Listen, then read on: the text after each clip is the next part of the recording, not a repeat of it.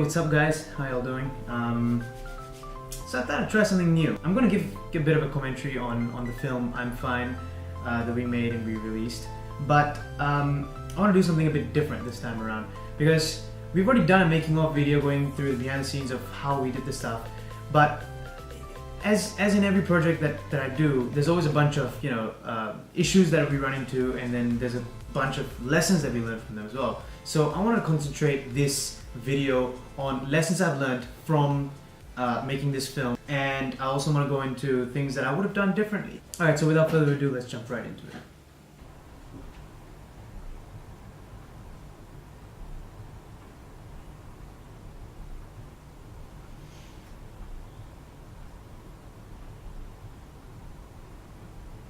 You see, I'm going to come back to this a lot. I'm going to pause right there. There was this moment where you see that we weren't using a fluid head for this tripod shot, so we had a tripod up the top of a overhead bridge. We were filming Ben drive by, and you can see that Jutta in the shot trying to follow him. It's the small things that are the dead giveaway of an amateur film versus something that looks clean and crisp and polished. Even though the techniques might be the same, it's how refined your cut is. The small things like not using a fluid head tripod, or even if you weren't using a fluid head tripod, if you can't get that steady shot that you're looking for, it's the small things like that that are a dead giveaway. And there's loads of that in this film as well. But it was just one of the things that I just immediately spawned at me.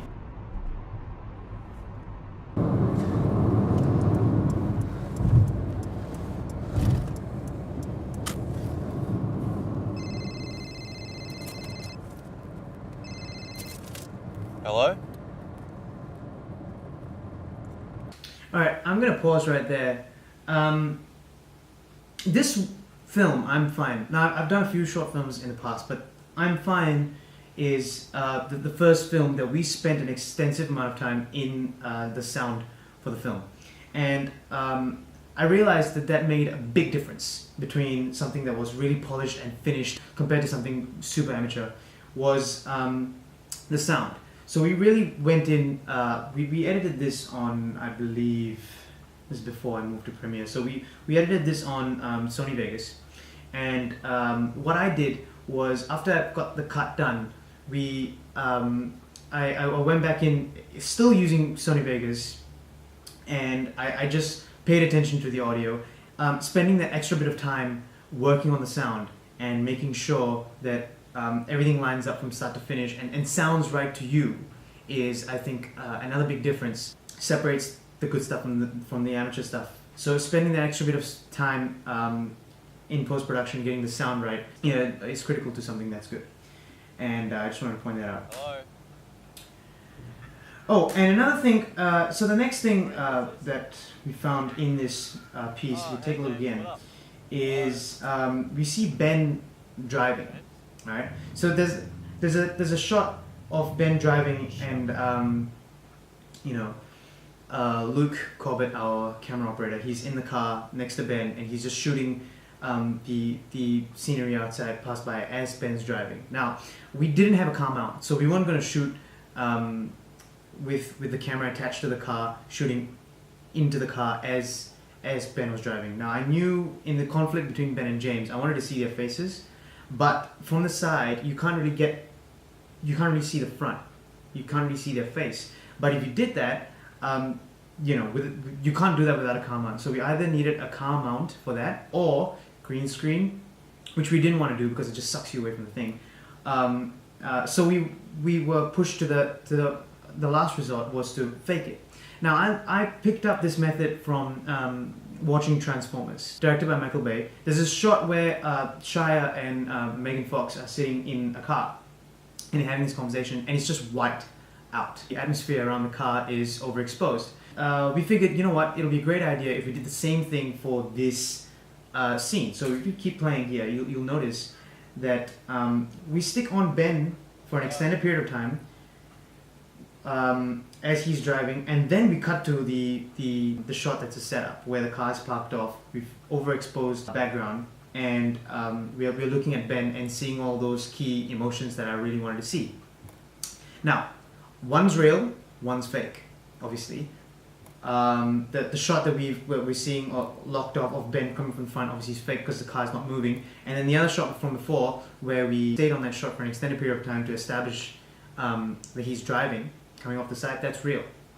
Now, if we played the entire scene out fake, where we just had the car stationary, overexposed the atmosphere, and we filmed Ben alone, it would be kind of hard to believe that they were driving. And this is one very important thing that I figured out from this, from filming this movie, is that if you're gonna fake a setup, like in this case we were faking Ben and James driving, we had to gel it with some sense of realism. So we had a shot of Ben and James both driving, and the real shot of James driving.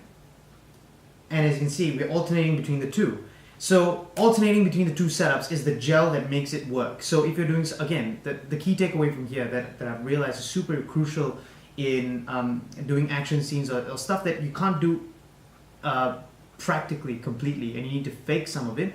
Having elements of reality in those scenes help gel everything together. And I think we were hopefully able to pull it off in the sequence here. Last night. And that was, you know... Is she alright? Yo, shit, I know you slept with her. That was very important when we were planning out the shoot. I was with you like the whole night. I figured out that we needed that. Why would I even do anything like that? She's your girlfriend. Makes all the difference 3 cars behind you. Making it seem regret real. last night. So here's the flashback.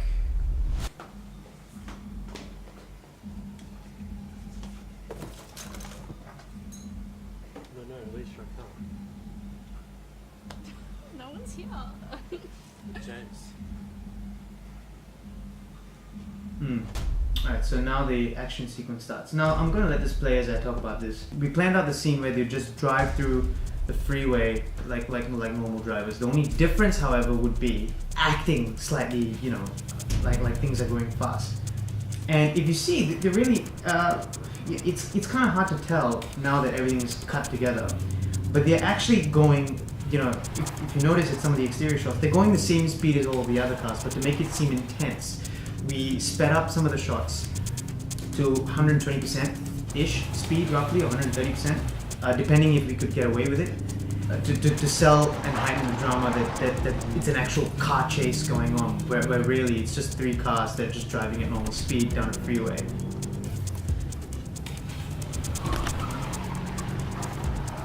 So you see driving here. Fast cutting. Alright, and now they're on to the lone road. If you realize, I'm gonna pause it here again. If you realize the cut between the actual freeway and the desert, middle of nowhere, was kind of jarring. I would have done that different. I would have set that up differently, but the cut from the freeway to the desert is way too jarring, I think.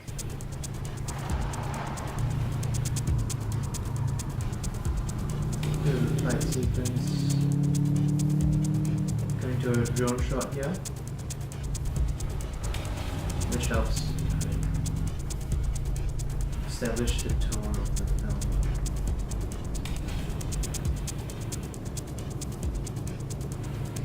film.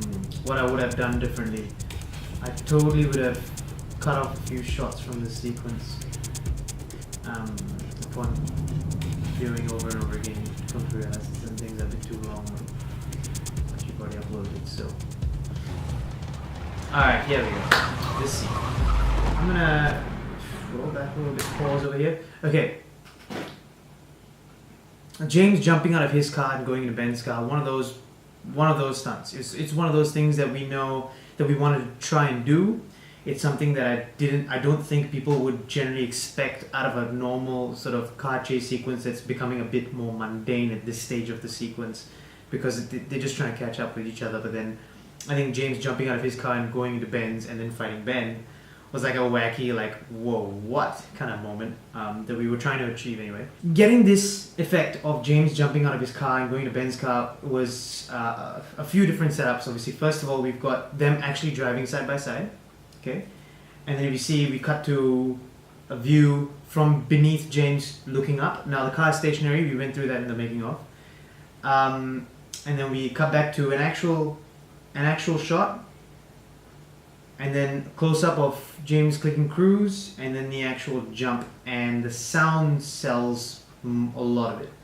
Now this shot from behind that sees the two cars parting ways, as you can see, it's super jerky, it's super blurry. That's because the actual shot is so much wider. We had that taken from a drone. That was actually the drone following them. And then I just told James to, as he's driving his blue car, I just told James to veer off to the side of the road a little bit, ever so slightly, and I knew that in post I would punch in all the way and have a lot of camera shake, and so you can get that effect of James's car moving away. And then there's this really shaky shot of the car sort of slowing down, and you realize you never actually get to see what happens. Does it crash into a tree? Does it? What happens to that car? And obviously it's James's actual car. We aren't going to trash that car. So we had James drive off the road slightly and then just slow down and come to a stop. And this very odd, very strange kind of camera shake that I did kind of confuses things a little bit. And then there's a engine explosion sound effect that I added in.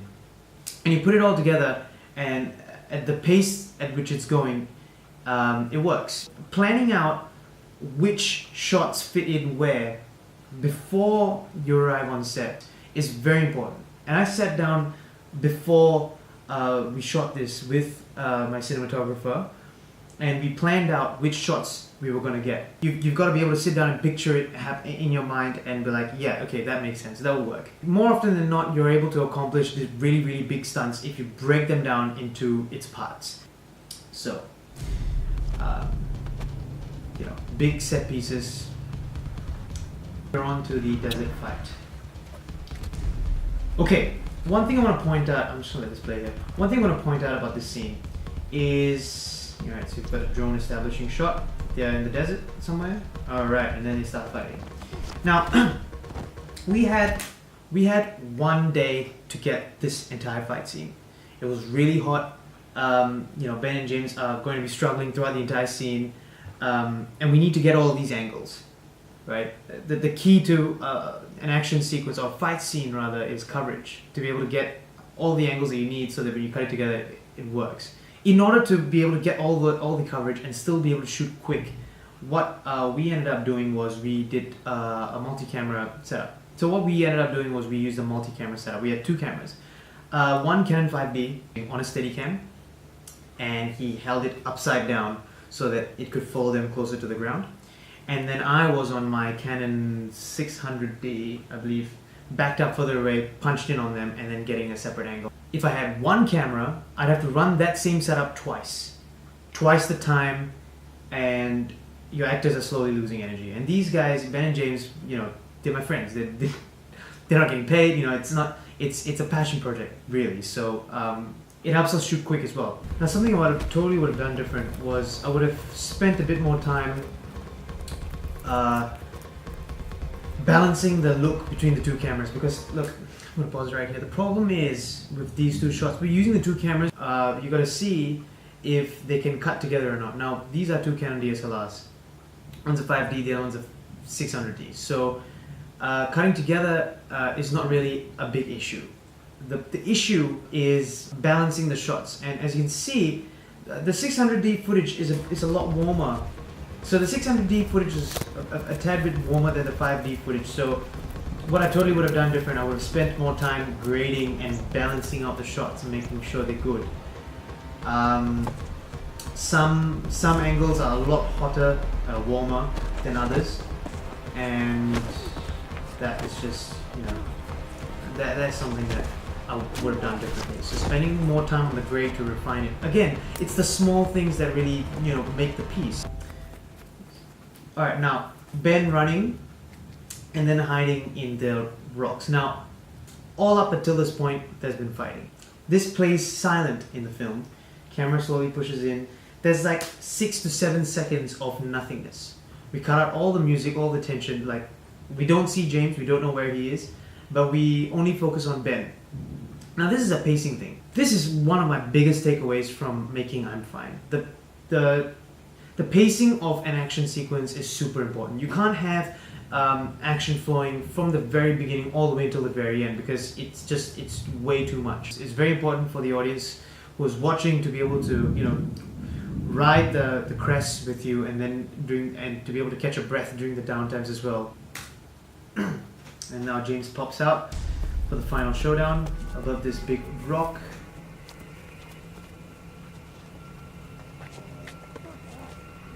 Again, the 600D footage is a lot warmer than the 5D footage, and that's all part of the refining process that I think should not be ignored.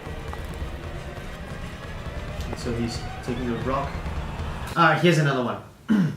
You can actually see, because the sun is pointing directly into the GoPro on the drone, the propellers are casting a shadow on the lens, and because of that you can see these streaks of light running across the screen.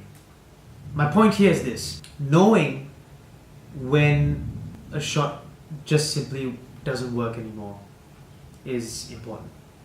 I mean, you can get the shot on set. We got this shot, so we brought the footage back to the editing room. I was cutting the sequence together, and I saw that these streaks of light cutting across the screen were very obvious, and I still included it in the film, because in cutting the sequence together I was like, you know, it's such a good sequence, we need an epic finish.